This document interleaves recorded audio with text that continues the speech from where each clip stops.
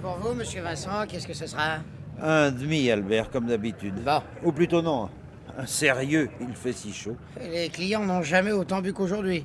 On va tirer sur nos réserves? Nous sommes le 7 août, Albert, c'est normal. Bon, qu'est-ce qui est normal de nos jours, monsieur Vincent? Hein? J'avais vu, là, assis derrière vous, l'espèce d'indo. L'homme en toge romaine, Oui. il a un curieux visage. Oui. Et c'est pas les Khazars, quand même. Alors, hein? On a beau être à la coupole. Je crois qu'il vous fait signe, Albert. Ah oui, merci, monsieur Vincent. Je suis à vous tout de suite. Je me nomme Oscar Vincent. Je suis célibataire. Je possède une petite librairie dans le quartier de Montparnasse. Je viens d'avoir 50 ans. Je lis beaucoup. Les nouveautés littéraires, philosophiques ou scientifiques m'intéressent. Je médite parfois sur le problème de l'existence et cela suffit à satisfaire mon besoin de mystérieux. C'est le hasard seul qui m'a plongé au sein d'événements hors de l'ordinaire. Je ne remercie le hasard ni ne le maudis. Je suis un peu fataliste. Mais je voudrais bien savoir comment je vais m'en sortir. Pardon de vous déranger, monsieur Vincent. Voilà votre bière. Et vous voulez pas m'aider par hasard? Et que se passe-t-il? C'est l'homme en rouge. Il parle et je comprends rien. Que dit-il? Ah, est-ce que je sais, moi? Item, qui répète en vous montrant. C'est du latin. Hein? Il veut de la bière. Tiens non! La bière, ça se dit item en latin. Non, item signifie la même chose. La même chose. Allez donc comprendre. Par bonheur, moi, je comprenais. Je suis familiarisé avec cette langue, de sorte que je n'éprouvais aucune difficulté à le comprendre et à lui répondre, car il ne tarda pas à m'adresser la parole. Tout notre dialogue eut donc lieu en latin classique, dont vous entendrez, si vous le permettez, un équivalent approximatif. Oh, ami, aurais-tu eu l'obligeance extrême de me dire en quel siècle nous vivons? Pardon? Je te serais reconnaissant de m'indiquer le numéro de ce siècle. Oh, citoyen, avec le plus grand plaisir. Nous vivons au XXe siècle, plus précisément en l'an 1965. Oh, ami, qui t'a inspiré de te moquer ainsi d'un étranger, exilé dans un temps qui n'est pas le sien? Je sais fort bien que nous ne sommes pas en l'an 1965, comme tu le dis, d'une langue trompeuse, puisque j'ai quitté le royaume de Badari il y a environ 8000 ans, si mes calculs sont exacts. Or, à l'époque, nous étions déjà en l'an 10 000. Je ne nie pas, ô étranger, la prodigieuse ancienneté de la merveilleuse civilisation badarienne. Je viens justement de lire un article sur la découverte récente des vestiges de Badari. Et j'en atteste les dieux. Je n'ai en aucune façon voulu rire de toi. Oh. Non, mes paroles signifiaient simplement que nous étions en l'an 1965 de l'ère chrétienne. Tu n'ignores point, ô sage, que le temps est relatif. C'est pourquoi nous pouvons fort bien être au XXe siècle par rapport à la naissance du Christ et en l'an 18 000 ou à peu près, par rapport à l'origine que considéraient les hommes de la très docte et illustre cité dont tu parles. Ami, je lis sur ton visage la marque de cette faiblesse d'esprit qui est chez nous une garantie de fidélité. Je vais te donner une preuve de ma confiance en te révélant un secret. Je vous remercie, ô étranger. Ne plaisante pas.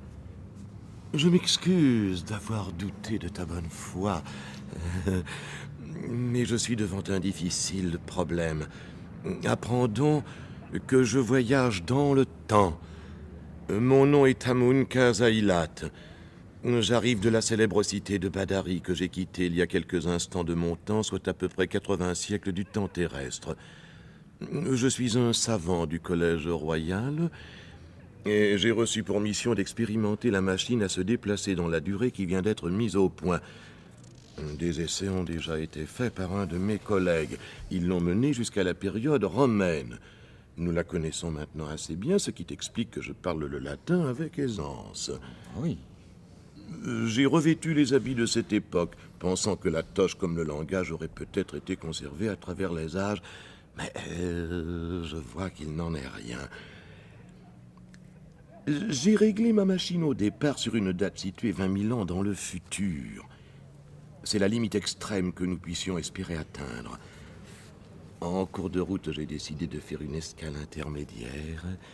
Et me voici. J'estime ton époque à 8000 de la nôtre, mais je ne suis pas certain de mon calcul. Pourrais-tu faire le même? Item. Oui, il veut son item. Ah. Le voilà. Dites-lui, vous, monsieur Vincent, dites-lui donc qu'il est servi. Il a peut-être soif, cet homme. Oh, horrible!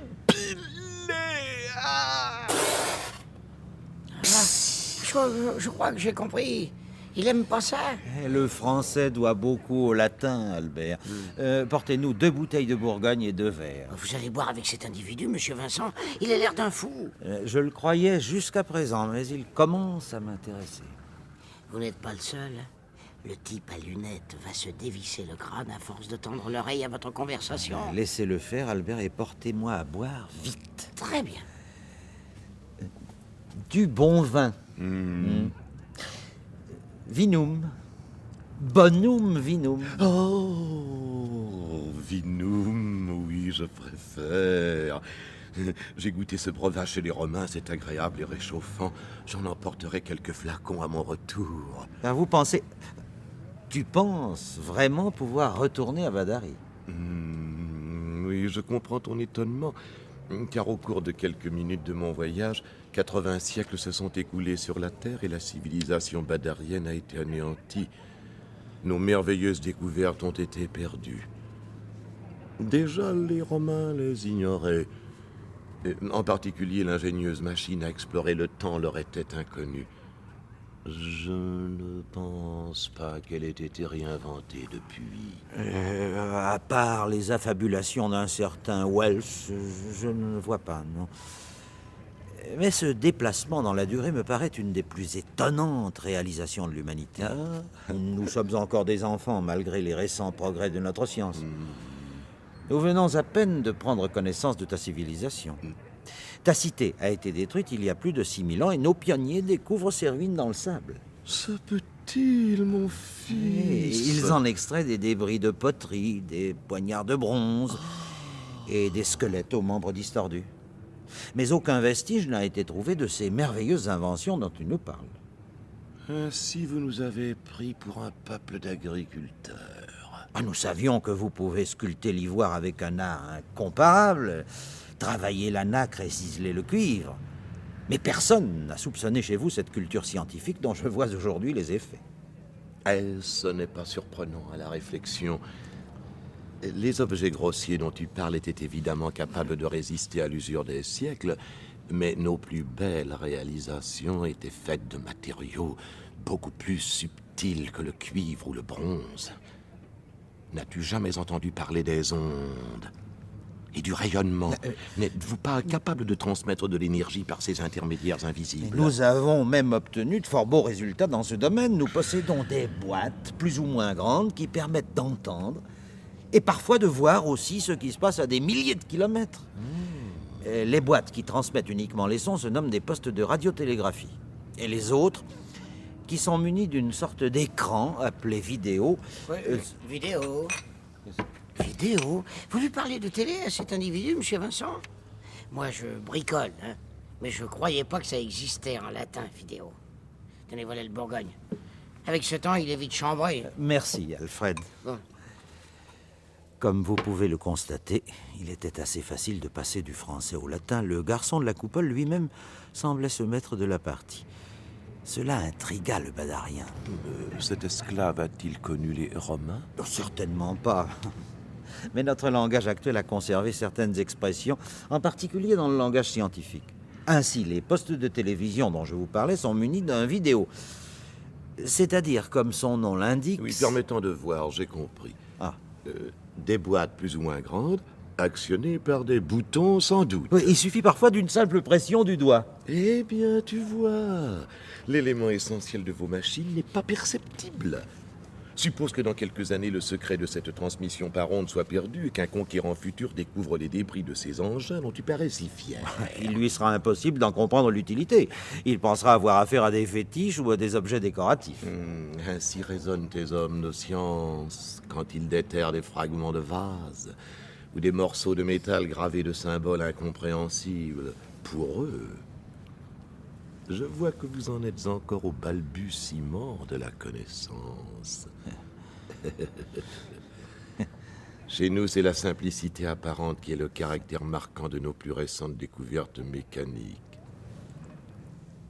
Regarde cet objet. Et il a l'air d'une espèce d'œuf. Regarde mieux. Ne vois-tu rien? Permettez. 3 boutons et... Oh, et 4 leviers minuscules. Ce support matériel extrêmement réduit met en jeu tout un système de radiation très complexe. C'est grâce à lui que je suis ici. Grâce à cet objet si menu, Oui. oh, je pourrais dire si vulgaire. Il est utile qu'il passe inaperçu. Mais en ce cas, mon ami, permettez-moi de vous dire que le petit homme à lunettes derrière nous a l'air prodigieusement intéressé par notre conversation. Et le garçon me l'a déjà fait remarquer tout à l'heure. Rends-moi cet objet, mon ami. Soyons prudents, car il est plus précieux pour moi que tous les vases sacrés du trésor royal. Je n'ai pas l'intention de m'attarder à ton époque. Je veux atteindre cette 20 millième année que je me suis fixée comme but et retourner ensuite dans mon foyer. Mais comment le pourrais-tu? Toi qui parcourus le temps, n'as-tu pas assisté à cette agonie et à la lente usure des siècles? Ne t'es-tu pas vu mourir toi-même? N'as-tu pas vu tes cendres enfouies dans une de ces urnes richement colorées qui font aujourd'hui notre admiration? Il serait préférable que je te donne quelques éclaircissements sur nos méthodes. Ça t'évitera de me poser des questions qui, excuse-moi, me paraissent stupides. Oh, pardon. Non. Mais dis-moi, puisque nous avons fait connaissance, ne pourrais-tu m'apprendre ton nom? Les expressions « oh ami » ou bien « oh étranger » me fatiguent. Oh, je me nomme Oscar Vincent. Et moi, le docteur Jing Jong. Jing Jong. Aux citoyens, ne vous offensez pas si je me permets de troubler votre entretien. Tu emploies aussi la langue des Romains, citoyen? Oui, c'est la raison de mon indiscrétion. J'ai été, dès ton arrivée, frappé par ton allure, ô ancêtre, et n'ai pu m'empêcher d'entendre tes premiers mots. Je fus tellement bouleversé que j'écoutais le reste. Quoi? Tout le reste? Ne me blâmez pas, mais bénissez le hasard qui a voulu cette rencontre. Et puis-je m'asseoir à votre table? J'allais vous en prier. Merci. Tenez. Albert, Oui? vous prendrez bien quelque chose. Bonum vinum? Je préfère un certain cognac. Sed bonum vinum letificat cor hominis. Tiens, il a fini par venir avec vous, celui-là aussi. Prenez garde, monsieur Vincent. Tous ces gens qui parlent bizarre, ça ne me dit rien qui vaille. moi. Ce monsieur parle latin, Albert. Ah, il a l'air normal pourtant, à part sa grosse tête chauve et ses lunettes. Je vous en prie, Albert, il pourrait vous comprendre. Portez-nous une bouteille de cognac et de l'eau gazeuse. Bah, Je vous demande pardon, citoyen, mais tous les hommes de mon époque n'ont pas la faculté comme moi de passer sans encombre du latin au français et vice-versa. Oh, béni soit l'incompréhensible attachement des hommes au passé, qui les pousse encore de nos jours à enseigner la langue romaine dans les écoles. De nos jours, je devrais dire plutôt de mes jours. Car, ô nobles étrangers, nous ne sommes pas du même âge. Si miraculeux que cela puisse vous paraître, sachez, amis, que vous avez devant vous un autre voyageur du temps. Mais j'appartiens, moi, à votre lointain futur. Je ne comprends pas très bien. Aucun de vous ne peut soupçonner mon existence, car je naîtrai, apprends-le, parisien, Et connais-le, Badarien, dans 10 à 12 000 ans. Essayez d'être plus précis. Je ne puis, ô mon aïeul Amoun, car j'ai comme toi atterri en cette époque par hasard, après m'être aperçu que la durée de 200 siècles pour laquelle j'avais réglé ma machine nécessitait une escale. Ah, vous avez aussi une machine. Vois cet objet dans ma main. Ah oui. Il est tout semblable au mien. Tout semblable. Il t'aime. Allons, bon, le voilà qui veut de la bière encore. Mais Non. vous m'avez bien commandé du cognac, monsieur Vincent, pour lui aussi. Mais oui, ne vous inquiétez pas, Albert, tout va très bien. Ah bon. Oh. Avec ou sans eau? Aqua Simplex. Je bois à Badari.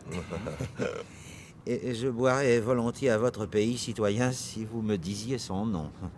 La République de Pergolie, dont je m'honore d'être une des gloires scientifiques. La Pergolie. Vous ignorez tout encore, ô Parisiens de la République de Pergolie. Le pays qui verra éclore cette splendeur est encore recouvert par l'océan que tu nommes Pacifique. Ainsi vous voyagez dans votre passé, docteur Jin Jong. Oui, j'ai été chargé par notre académie d'y entreprendre un voyage grâce à notre machine à explorer le temps. J'ai branché celle-ci sur 200 siècles en arrière car je comptais atteindre la fameuse ère badarienne et je me réjouis du banal incident qui m'a forcé à faire escale ici. Ainsi puis-je faire connaissance d'un seul coup avec deux âges différents. Je bois donc à Badari et à la Pergolie. À Badari et à ton pays, Parisien. Vous avez l'air contrarié, Amoun Kazailat. Vous ne dites rien. Buvez avec nous, ô ami. Un peu de cognac, peut-être. Bonum vinum. Gracias. Messieurs, pardon, gentlemen, enfin, je veux dire ô savantissime.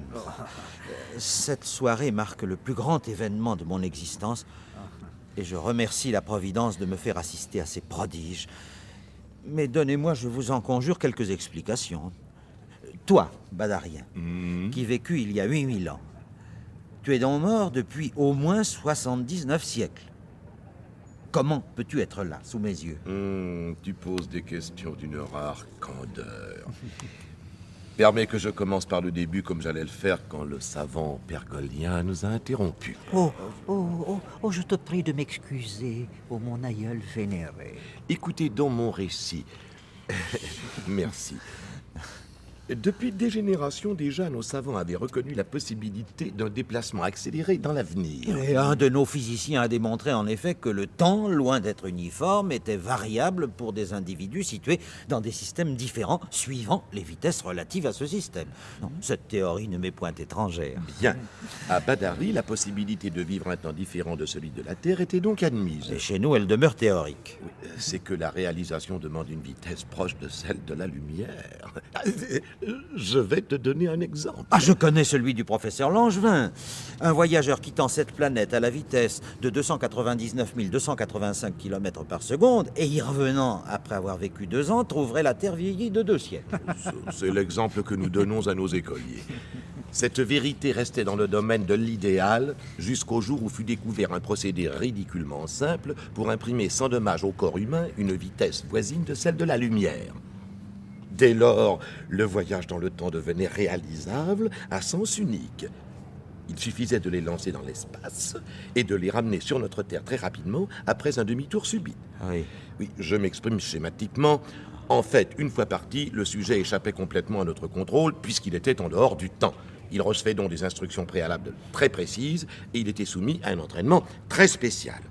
Une dizaine d'individus furent ainsi projetés et nous venons tout juste de retrouver le premier. Son trajet avait été calculé sur quelle durée? 25 ans de notre temps et quelques secondes du sien. Il a dû se montrer stupéfait.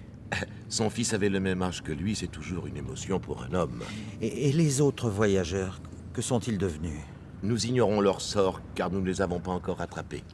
Si je comprends bien, votre voyage est à sens unique, toujours dans le futur. Et je vois que tu as suivi attentivement mon exposé. Tu as aperçu l'énorme lacune de ces premiers essais. Nos messagers pouvaient bien atteindre n'importe quelle époque terrestre future, mais ils étaient incapables de revenir en arrière. C'était inadmissible. Aussi, tous les cerveaux subtils de Badari se consacrèrent au problème du retour. Je me fais une gloire d'avoir contribué à la découverte qui permet d'accomplir un cycle complet. Vous pouvez donc remonter le cours des âges. Nous le pouvons. Mais le temps est irréversible. Il ne l'est pas. Je n'entrerai pas dans les détails techniques. Toi, Parisien, tu ne comprendrais pas. Et toi, Pergolien, ta présence ici prouve que notre invention a été retrouvée. Cela est juste. Ton récit badarien me laisse peu de choses à expliquer.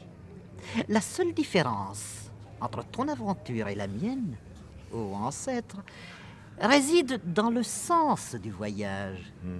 Car nous aussi, nous avons trouvé, nous trouverons le moyen d'atteindre des vitesses fabuleuses. Nous aussi, nous découvrirons le principe des déplacements complexes et des dimensions imaginaires. Je me mettrai en route dans 12 000 ans vers l'ère badarienne. Je suis arrivé il y a 5 jours, après un voyage de quelques heures. Il y a 5 jours.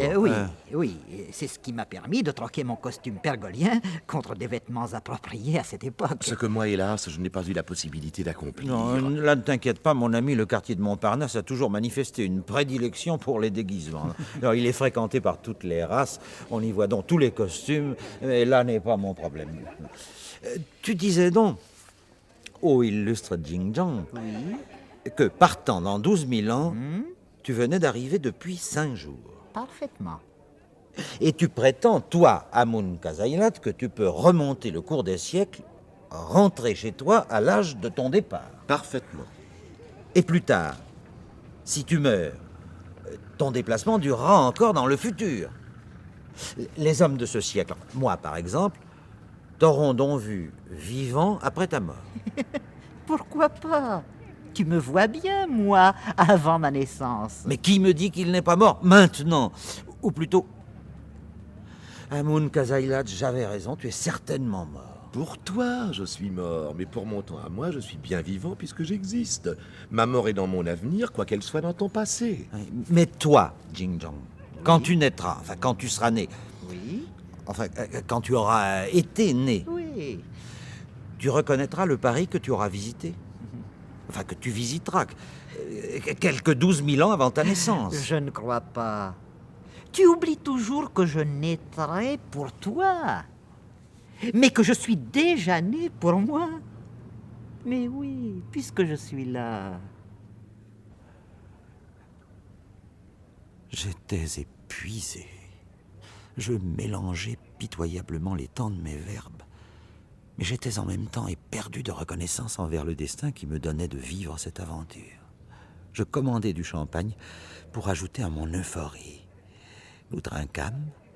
Amun Kazailat daigna manifester sa satisfaction. Je ne puis m'endormir dans les plaisirs un peu matériels de ton époque, ami. J'ai une mission à remplir. Mais je répugne à prendre mon essor au milieu de cette cohue. Veux-tu me conduire dans un lieu désert où je puisse m'élancer sans causer de scandale? Je vous accompagne, ô ancêtre.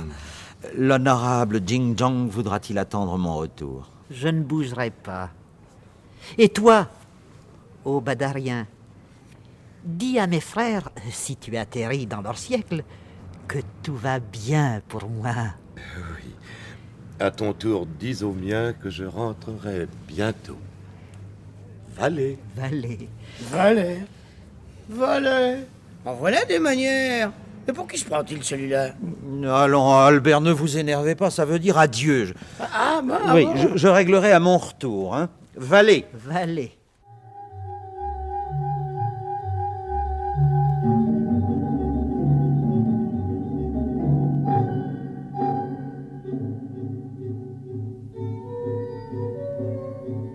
J'entraînai Amun dans une rue transversale en direction du Luxembourg. Tout en marchant, le badarien m'expliquait ses craintes. Il soupçonnait Jing Jong d'avoir été envoyé comme espion en Badarie. Les plans pergoliens menacent de contrarier les nôtres, j'en suis certain. Je vais faire un bref séjour à l'époque de cet individu. Veux-tu vérifier si nous sommes bien seuls? Je règle ma machine.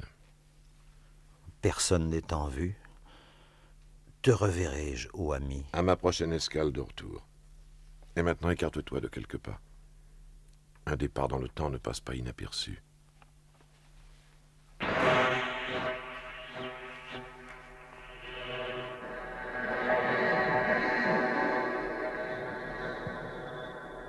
Flamme violette, éclair blanc, puis la traînée lumineuse monta vers le ciel.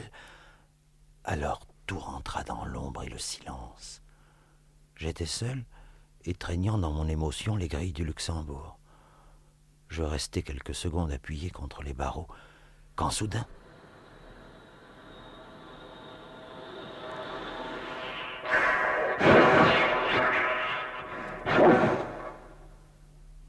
Me revoilà, en Parisien. Que signifie ce retour subite? Quel accident? Aucun Parisien. Je t'avais promis de faire escale à mon retour de Pergolie. J'en viens. Regarde-moi bien. En col en noir? Le costume national de Pergolie. On l'aurait pris pour un des frères Jacques. Je pus ainsi l'emmener sans encombre dans un bar de Saint-Germain-des-Prés. Il était très excité. Je ne m'étais pas trompé, mon ami. La situation est grave, les Pergoliens vont attaquer. Tu es allé en Pergolie? Oui. Mais tu m'as quitté il y a quelques secondes. Combien de fois faudra-t-il te répéter qu'à partir du moment où je m'élance dans l'espace, la durée n'est plus la même que la tienne? J'ai vécu 1 mois en Pergolie, tu as duré 10 secondes. C'est simple. En effet, oui. J'avais si bien mis en marche mon appareil que j'arrivais non seulement à l'époque de Jin Jong, mais écoute bien ceci, au moment où ce savant revenait de son voyage dans le temps. Je devrais dire au moment où ce savant sera revenu. Me suis-tu? Continue, garçon, s'il vous plaît. 2 doubles cognacs, sans eau, merci. Les rapports de Jin Jong encouragent les Pergoliens à envoyer une armée à la conquête de Badarie dans le passé. Mais non, je divague à mon tour, la Pergolie n'existera que dans 11 000 ans. Mais Jin Jong n'est pas encore parti, il nous attend toujours à la coupole. Ne m'embrouille pas, mon fils, je t'en prie. Je ne disais plus rien. Je m'aidais de quelques alcools pour supporter les révélations extravagantes du badarien. Il m'apprit tout ému qu'il avait dû se résoudre à tuer le petit Jing Jong. Je ne fus pas surpris pourtant de retrouver celui-ci à l'heure où la coupole fermait. Je commençais sans doute à faire quelques progrès.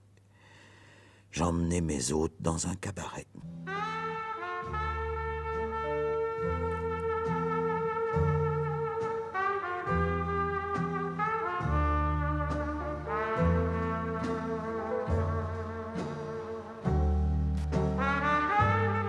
Soudain, vers 3 heures du matin,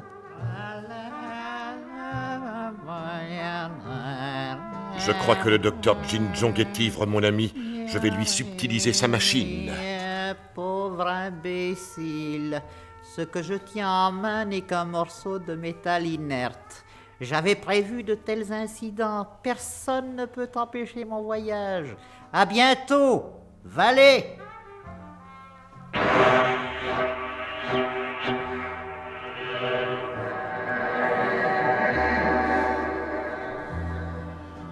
Ouf, c'est fini, le voilà parti. Oh, je me sens soulagé. Buvons et réfléchissons. Je bois à toi, ô Parisien. Je bois à toi, ô badarien. Pardonne-moi, mais je dois partir à mon tour. Il me faut préparer les troupes. Valet.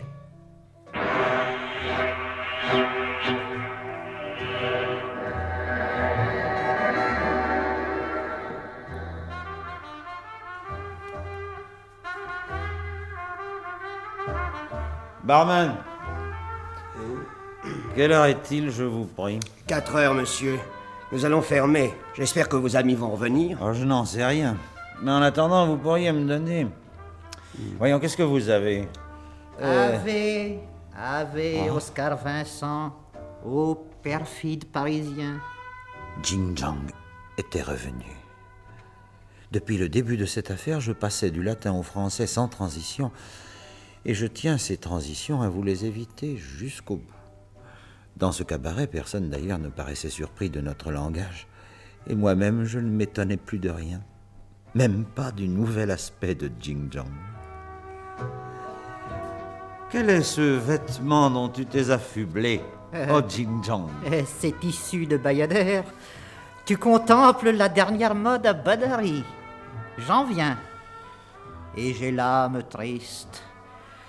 Je viens d'apprendre de la bouche même d'Amoun que ce misérable m'a poignardé. À mon tour, j'ai réussi à me débarrasser de lui avant mon départ. Mais comment... Avec un marteau. Non, c'est pas ce que je veux dire, non. Amoun était là il y a 1 heure, et il aurait dû savoir qu'il courait à la mort. Oh non, pas du tout. Cet événement était dans son futur comme dans le mien. Mais venons à l'important. Voilà. J'ai réussi à féconder quelques femelles badariennes et les résultats sont admirables. Alors j'ai conçu un projet grandiose. Faire voyager nos pergoliens trop nombreux vers la voluptueuse Badari. Et nos descendants recréent notre race 20 000 ans plus tard. Le monde tel qu'il existe a été façonné par notre génie. Il nous sera donné d'être la cause de ce qui s'est réalisé. Mais revenons à nos problèmes. 50 soldats de Pergolie vont faire escale en ton siècle. Tu leur fourniras le boire et le manger. Et comment veux-tu que moi, pauvre libraire... Il faudra t'arranger. D'ailleurs, les voici. Commande une tournée générale. Je fais un saut en Pergolie et je reviens. Attends-moi.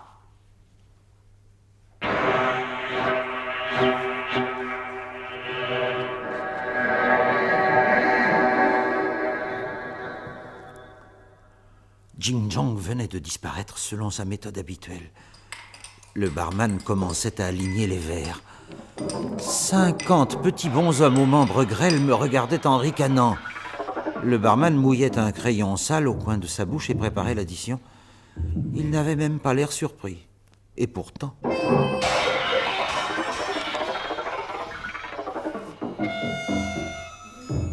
Ne crains point, ami. La sagesse badarienne veille. Me voici. Je te croyais mort, Amoun. Alors je le fus, mais un de mes disciples utilisa la machine habilement et je me suis retrouvé quelques semaines plus tôt en Badari. Mais tous ces hommes près de vous... 50 badariens pour faire face aux Pergoliens. L'heure de la bataille a sonné. Oh, Badarien, laisse-moi te parler. Ce combat est-il vraiment nécessaire? Alors que nous sommes précisément en paix et sur la voie de la perfection. Ce qui caractérise notre siècle, c'est sa science et sa subtilité. En physique, par exemple, nous ne savons pas créer la matière, mais nous avons appris à la détruire. En mathématiques, nous sommes parvenus à donner une définition de l'indéfinissable. En ce qui concerne la morale, nous admettons que le processus de procréation par lequel nous nous reproduisons n'était pas en soi complètement amoral, ni absolument condamnable. Tout ceci te prouve que notre audace égale notre sagesse. Bien mieux, et cela te donnera une idée de notre logique. Nous avons soutenu avec une égale véhémence d'abord que le bien était le bien, et ensuite qu'il était le mal. S'il existe sur terre ou dans les cieux un autre point de vue, sois tranquille, Amou Kazailat, nous le soutiendrons un jour. Mais c'est peut-être en métaphysique que nos recherches ont été couronnées des succès les plus éclatants. Nous avons échafaudé à peu près tous les systèmes théoriquement possibles pour combiner Dieu et le monde. Non, je serai bref. Nous avons d'abord affirmé que Dieu avait créé le monde, puis que le monde s'était créé tout seul, puis que ces deux incompréhensibles étaient fondus en un seul, aussi inintelligible. Ensuite, que l'un ou l'autre seulement existait. Ensuite, que ni l'un ni l'autre n'existait. Enfin, nous avons terminé la série en imaginant un monde créateur de Dieu. Nous avons le génie, tu m'entends? Nous avons le génie des combinaisons pour les éléments qui nous échappent. Hélas, le temps me manque pour vous décrire toutes nos perfections en littérature, par exemple. Non, mais je t'en prie, laisse notre destin s'accomplir en paix. Va livrer bataille quelques siècles plus tard. Impossible. Oh, Parisien, tu devrais être fier d'assister à cette épopée qui ne peut se comparer qu'à elle-même dans le déroulement de la durée. L'heure a sonné. Badarien, dans le temps et dans l'espace.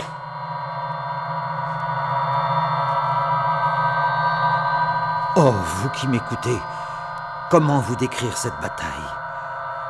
Me voici environné d'étoiles filantes. Que dis-je d'étoiles? Ce sont des guerriers. Ils changent de costume d'une façon déconcertante. Voici les badariens vêtus de peau d'ours et armés de haches. Et voici à présent les Pergoliens qui montent à l'assaut, rangés en carré comme la phalange macédonienne. Attention! Voici revenir les badariens, escadron motorisé. Amoun combat en armure. Son aume lui cache les yeux. Et voilà Jin Jong, coiffé d'un bonnet à poil. Attention, mes amis! Qui sont mes amis? Oh mon Dieu, voici un soldat américain. Que vient-il faire ici? Mais c'est Amoun! Prends garde au singe, Amoun! Ô grand ancêtre, prends garde à toi! La mêlée est à son comble, messieurs! Oh! Puis s'éloigne. Puis s'éloigne. Puis s'éloigne.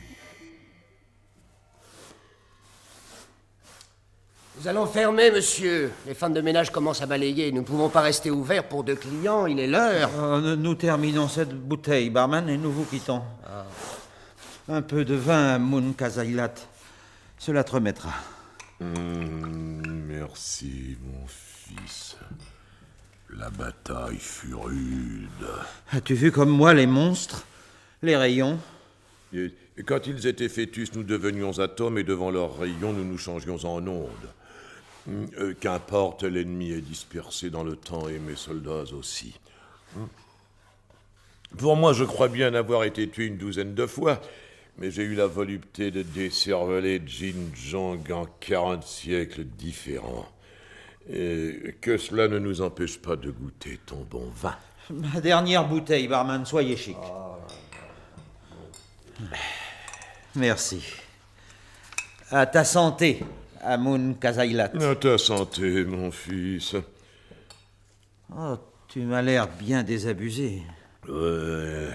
La fatigue, peut-être. N'es-tu pas victorieux? J'hésite à me prononcer. Je commence à entrevoir la vérité. Nous avons arrêté l'avant-garde, mais le gros des troupes a choisi pour son déplacement une époque antérieure à celle-ci. Bien avant que j'existe, Badari était occupé par ces êtres que je n'ose plus qualifier de misérables. Tu crains un métissage. Ah, tu as peut-être raison. Je n'avais pas remarqué combien tes yeux sont bridés et tes lèvres minces, comme celles de Jin Jong. Et c'est que la race badarienne a disparu, la pergolienne s'est substituée à elle. Les pergoliens sont devenus badariens, mais au cours de l'histoire, les badariens se sont à leur tour changés en pergoliens. Ils sont à la fois nos ancêtres, nous-mêmes et nos descendants. Nous sommes leurs aïeux et leurs petits-fils. Il y a réciprocité absolue, donc identité. Ils sont nous comme nous sommes eux. Chacune des troupes que tu as vues représentait un aspect différent d'une même réalité. Chaque guerrier a combattu son propre soi, et moi, Amun Kazailat... Je ne suis autre que le savant pergolien Jin Jong. Je m'engendre dans l'avenir et me ressuscite dans le passé. Oh, sortons, veux-tu? Il est temps de quitter ces lieux. Monsieur, Oui. votre monnaie. Oh non, gardez, c'est pour vous.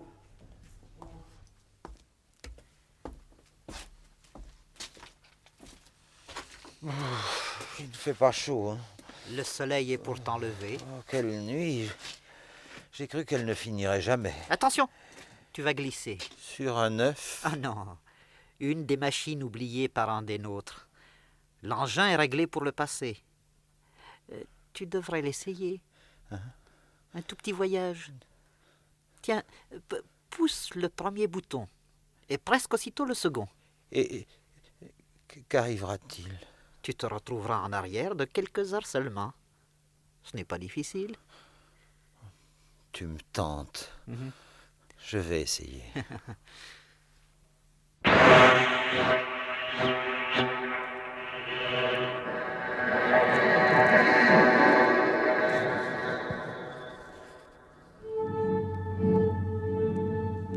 Je sentis une violente secousse. Des astres défilèrent. Puis après un choc violent, je me retrouvai sur la terre. Et à ce moment, je compris. Le monde avait rajeuni de 12 heures. J'étais dans la même disposition d'esprit que la veille au soir. J'allais parcourir de nouveau cette nuit infernale. Et puisque je la revivrais dans tous ses détails, nécessairement à l'aube, je m'emparerai de la machine et presserai le bouton. Je reviendrai alors en arrière et revivrai cette nuit encore et encore, éternellement. Vous m'objecterez que dans ces conditions, je dois à chaque pas de mon récit connaître le pas suivant. C'est juste. Mais je n'en ai rien laissé paraître, afin de vous raconter comment je suis entré dans le cycle fatal du temps. Car je suis de nouveau à la terrasse de la coupole, et je sais ce que je vais entendre. Et pour vous, monsieur Vincent, qu'est-ce que ce sera? Un demi, Albert, comme d'habitude. Ou plutôt non, un sérieux.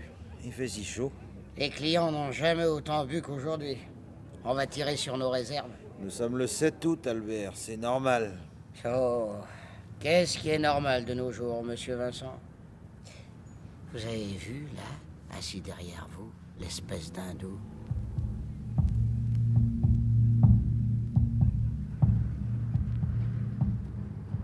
Et pour vous, monsieur Vincent, qu'est-ce que ce sera? Et pour vous, monsieur Vincent, qu'est-ce que ce sera?